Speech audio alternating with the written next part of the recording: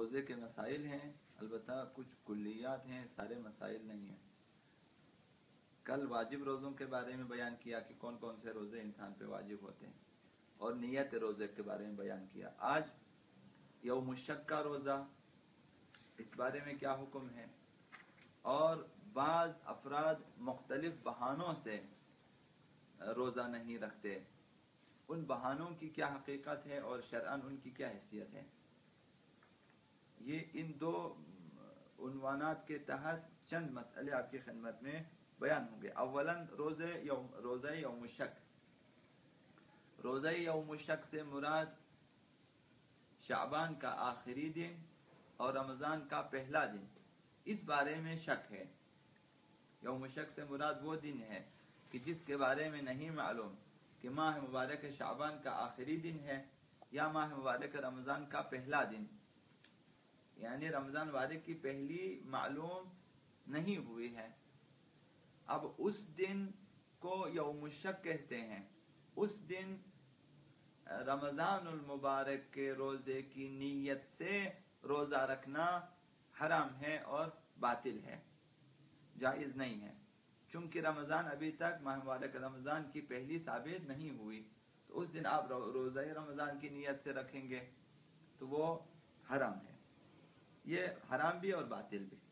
دوسرا مسئلہ یہ ہے کہ یوم الشک کے دن روزہ قضا، یہ ماہ رمضان کی نیت سے روزہ رکھنا اور کوئی مستحبی روزے کی نیت سے روزہ رکھنا بلا اشکال ہے، اس میں کوئی اشکال نہیں ہے اور جائز ہے، صحیح ہے۔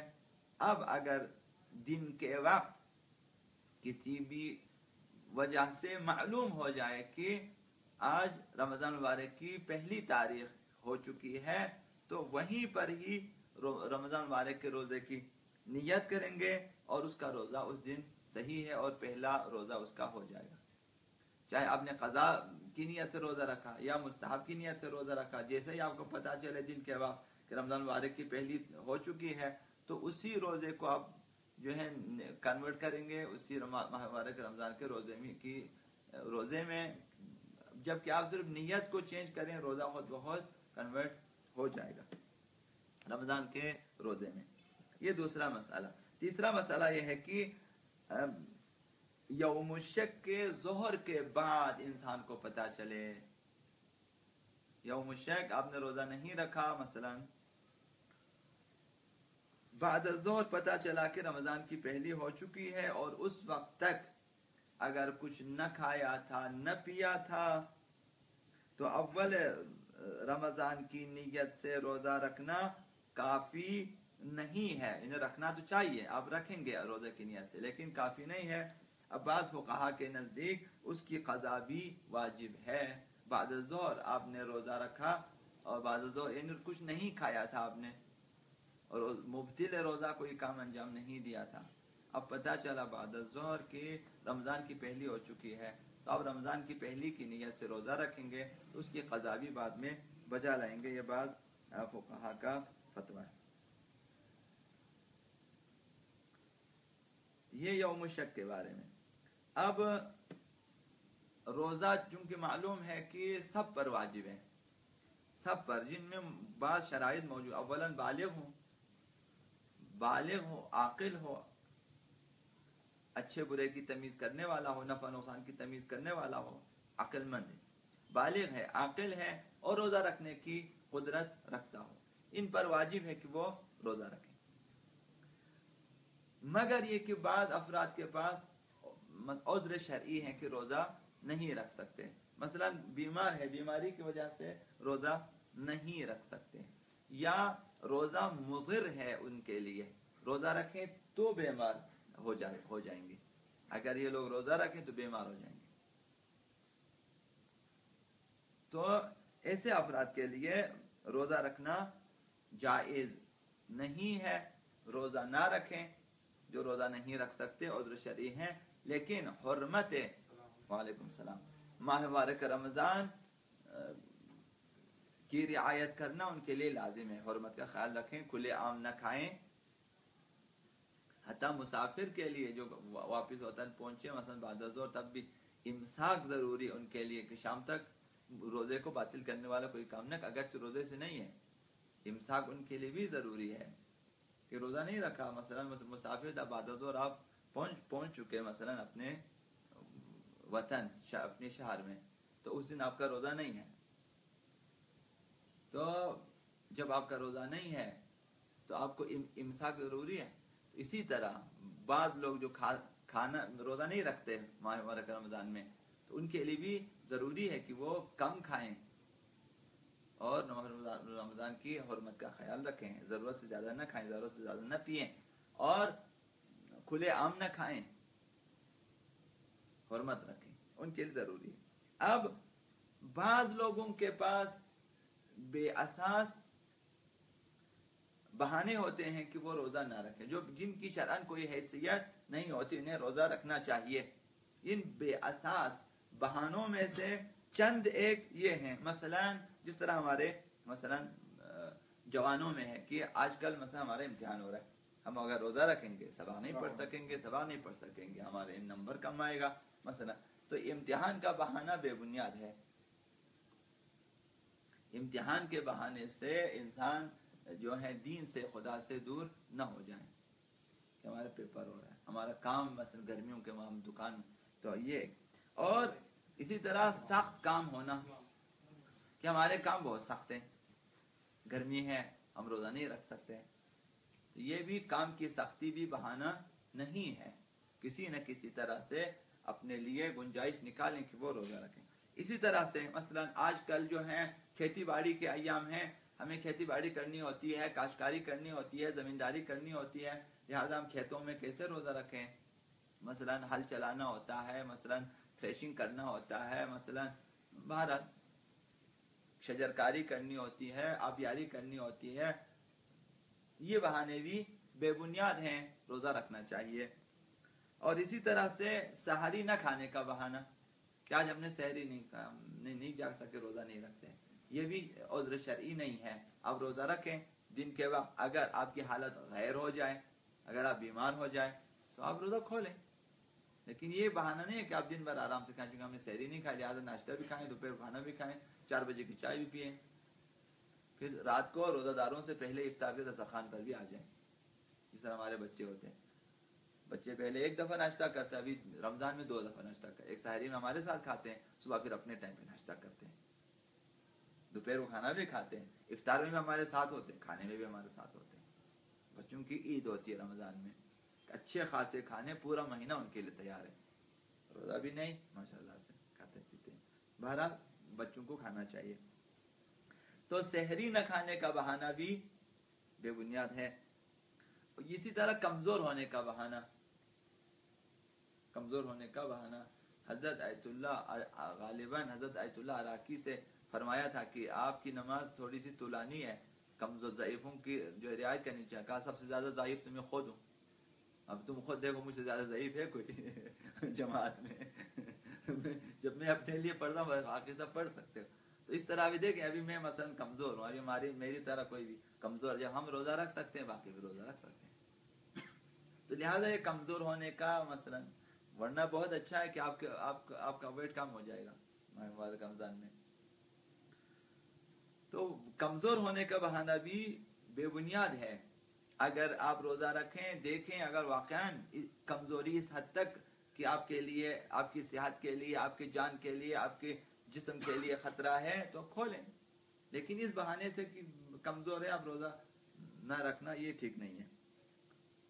یا پھر ماں باپ راضی نہیں ہے، اس میں روزہ واجب ہو جائے، ماں باپ کی اجازت کی ضرورت نہیں ہے، وہ ناراض بھی ہو جائیں، آپ روزہ رکھیں، ان کی اجازت ضروری، واجبات میں ماں باپ کی اجازت کی ضرورت نہیں ہوتی ہے۔ یا مسافر ہونے کا بہانہ، مثلا ہم تو سفر میں ہیں یا ہم سفر میں جا رہے ہیں، بعض لوگ صبح ناشتہ کر کے چلے جاتے ہیں گھروں میں، چونکہ ہم نے سفر پہ جانا ہے، آپ کو حد تراخص تک جانا ہے، وہاں تک آپ نے امساک کر کے جانا ہے، وہاں سے کھولنا ہے روزہ آپ نے، حد تراخص تک پہنچنے سے پہلے گھر سے ٹائٹ ناشتہ کر کے کدھر چلے جاتے ہیں آپ؟ تم وہاں مسافر ہیں، یا مثلا وطن واپس آ جاتے ہیں مسافر، امساک لازم ہے آپ کے لیے، صبح ہم نے امساک کرنے، مغرب تک کچھ نہیں کھانا، تو پھر بھی گناہ ہے نا، تو نہ کھا لیں، مطلب سفر میں جو کچھ کھایا کھایا. ابھی ہم مثلا بعد از ظہر پہنچے، روزہ نہیں ہے، امساک ضروری ہے روزے کا. نہیں تو کھا لیں، ابھی بھی نہ کھائیں، جب وہاں کھانے کی ضرورت نہیں، ادھر کس لیے کھاتے ہیں. لہذا مسافر ہونے کے بہانے حد ترخص سے پہلے کھانا جائز نہیں ہے. تو حد ترخص تک پہنچے، وہاں پہنچے جہاں سے شہر کی آوازیں سنائی نہ دیں، شہر کی اذانیں اور شہر کی دیواریں نظر نہ آئے، وہاں سے بے شک آپ روزہ کھولیں. گھر سے آپ نہیں کھول سکتے. تو اگر بعض افراد نے ان بہانوں کو جو ہے عذر بنا کر روزہ کھا لیں تو یا قضا یا پھر کفارہ بھی ان کے اوپر واجب ہو سکتا ہے. لہذا ان بہانوں کو مد نظر نہ رکھیں، آپ لوگ روزہ رکھ سکتے ہیں انشاءاللہ العزیز. رجب میں اور شعبان میں روزہ رکھتے جائیں تاکہ آپ عادی ہو جائیں. جب تک رمضان آ جائے آپ عادی ہو جائیں گے روزے کے، آرام سے روزہ رکھ سکیں گے انشاءاللہ. پر محمد وآل محمد صلوات اللہ وآل محمد وعجل فرجهم.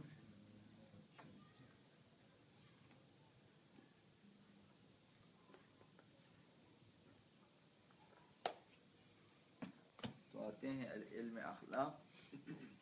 آ جائیں اخلاق کو پڑھیں. حرص کی تعریف ہے آج اخلاقیات میں. حرص یعنی جس کو کہتے ہیں لالچ. اس کی علم اخلاق میں کیا تعریف ہے، یعنی اس کا معنی کیا ہے. اور اجمالی طور پر تو سب کو پتہ ہے. حرص یعنی لالچ، یعنی زیادہ خواہی، زیادتی کی خواہش.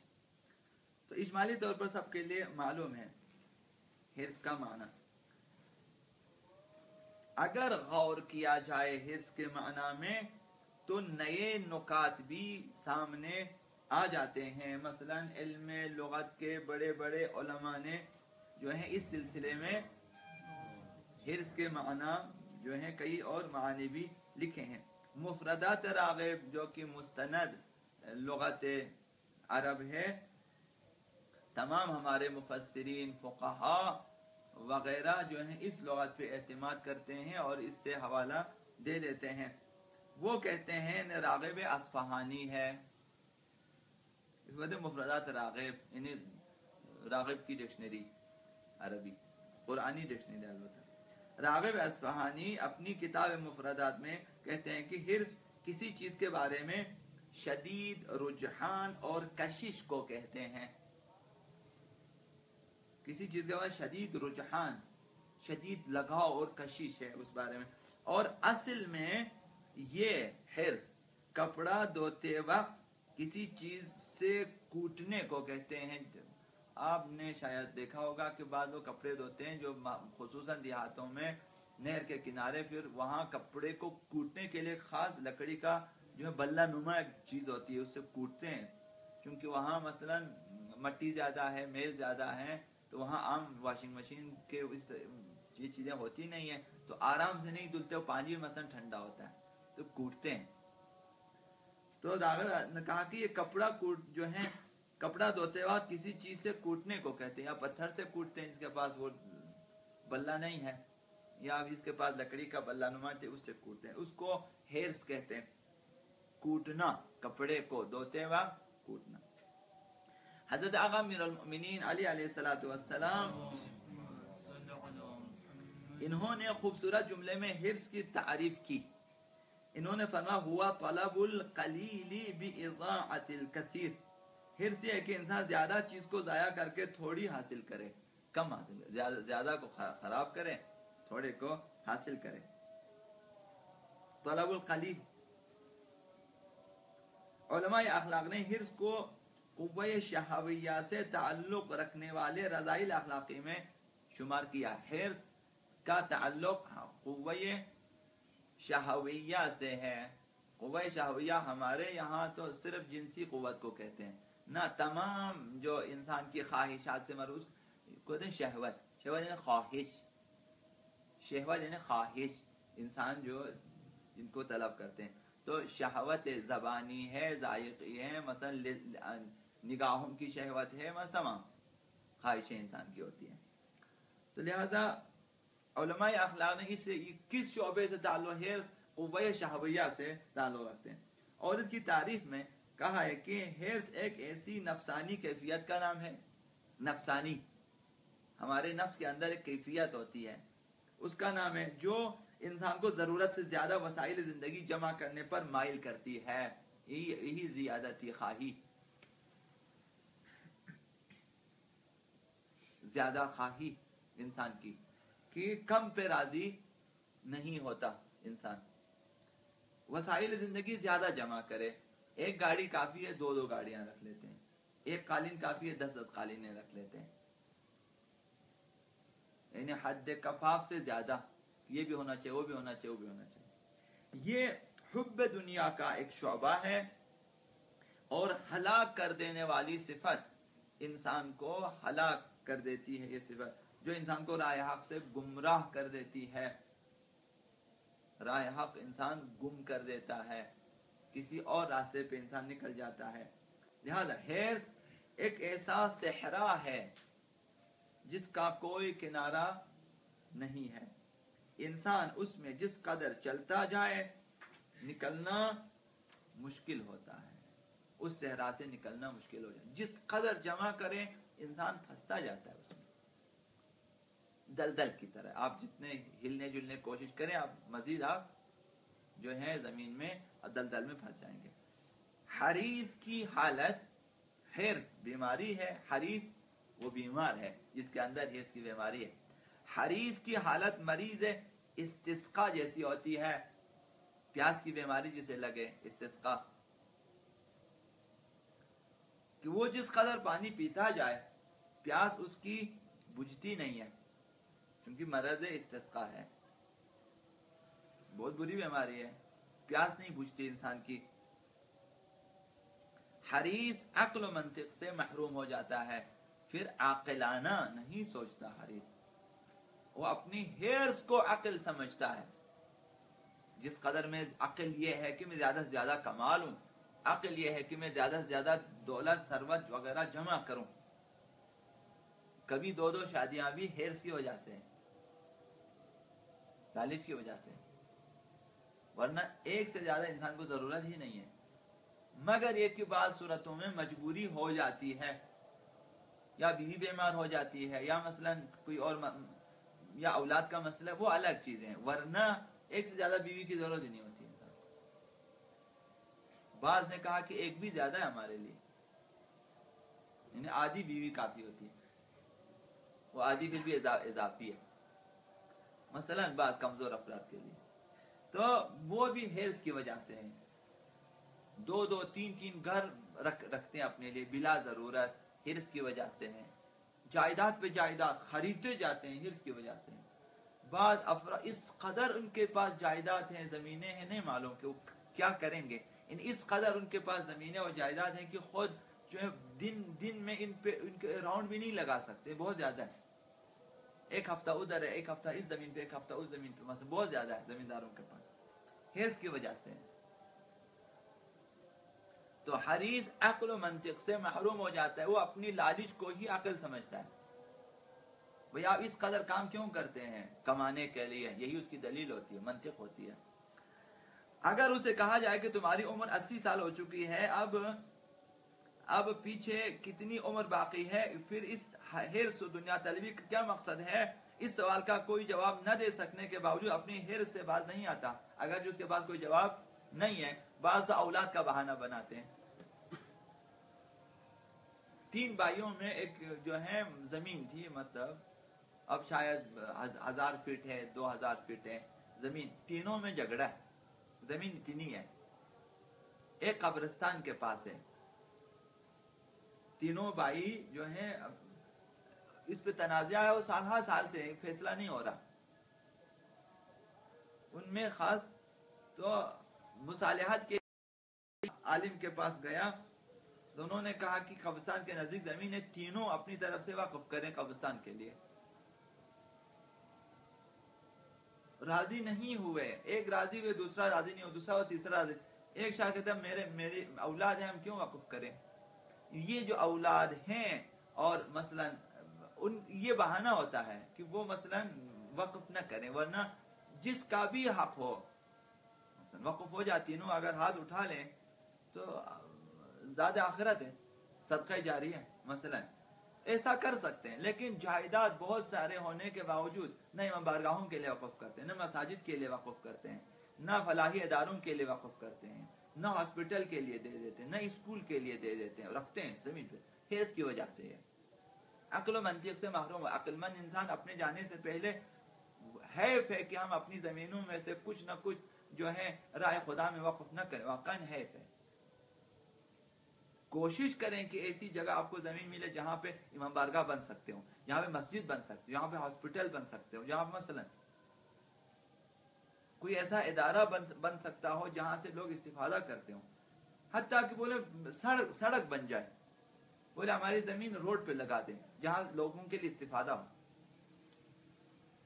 نہر بنائے کسی کے لیے مثلا، صدقہ جاری ہے.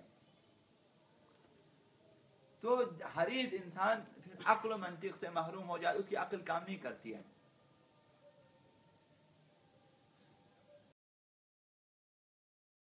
مأمون نے غالباً یا مأمون رشید یا ہارون رشید، ایک خلیفہ یا بنی عباسی، کہا کہ ایک ایسے شخص کو ڈھونڈ کے لائیں جس نے خود پیغمبر اسلام سے کوئی حدیث سنی ہو، وہ خود بیان کرے.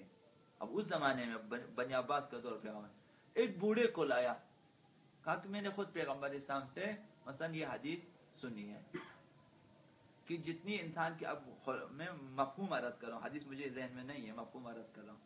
بھائی کیا حدیث سنیے، کہا پیغمبر کہ جتنا انسان کو عمر آتی ہے اس کا حیض بڑھتا جاتا ہے. ٹھیک، تو یہ حدیث سنا ہے، اس کو اشرفیاں سونے کے سکے وغیرہ دیے، یہ جانے لگا، پھر واپس مڑ کے آیا. اس سے خلیفہ آپ سے ایک سوال کروں کہ جی کہ یہ جو پیسے اگلے سال بھی ملے گا مجھے یا نہیں؟ کہا پیغمبر نے سچ کہا تھا، بوڑھے حریص ہوتے ہیں. اب تمہاری ابھی اتنی عمر آ چکی ہے کہ آج مرو گے یا کل نہیں معلوم، اگلے سال کی فکر میں. یعنی خود حدیث بیان کرنے والا محدث خود حرص میں مبتلا ہے، وہ خود ایک حدیث بیان کیا، وہ سونے کے سکے لے کے جائیں، اب اگلے سال کی فکر کرتے ہیں. یہ ان کے قصوں ہیں. تو انسان حریص عقل و منطق سے عاری ہو جاتا ہے، حتیٰ مہر و محبت سے فارغ ہو جاتے ہیں. لہذا اگر آپ پوچھیں آپ کی عمر 80 سال 90 سال مثلا ہو چکی ہے، جس طرح ہمارے اسلام میں کہتے ہیں ایک پاؤں آپ کی قبر میں ہے، یا پھر لب گور آپ پہنچ چکے ہیں، پھر اس قدر آپ دنیا طلبی کیوں، کس مقصد کے لیے؟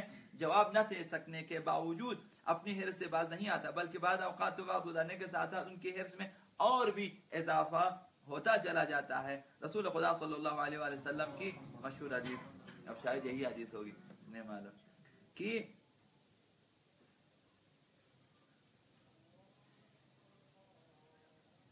یشیب ابن آدم ویشب فیہ خصلتان الحرص وطول العمل.